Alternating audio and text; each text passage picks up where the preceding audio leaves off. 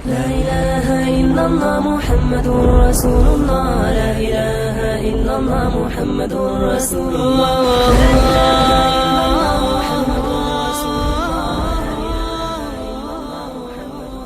40 hadis жана анын түшүндүрмөсү. 41 hadis.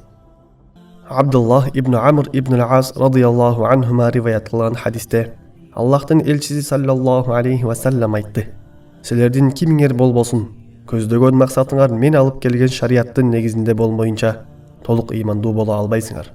Хафил Абу Наим. Хадистен алынган пайдалар. 1. Пайгамбарыбыз бул хадисте шарияттан алдын акылга же үрп адатка карап өкүм берүүдөн тыйды.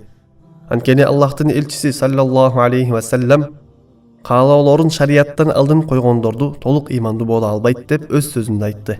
Ошондуктан өкүм берүүдө эң биринчи шариятка кайрылуу зарыл. 2. Ким болбосун кылып жаткан ишине өкүм чыгарып алгандан кийин эмес, биринчи шариятка карап, шариятка төп келерин аныктап алуусу керек. 3. Адам кандай гана иш болбосун шариятты өкүмдар кылууга милдеттүү. Пайгамбарыбыз саллаллаху алейхи ва саллям хадисте "Мен алып келген шариаттын негизинде болмоюнча толук ыймандуу боло албайсыңар" деп айтты. Пайгамбарыбыз саллаллаху алейхи ва саллям адамдардын бардык муктаждыктарына жарактуу болгон шариятты алып келди.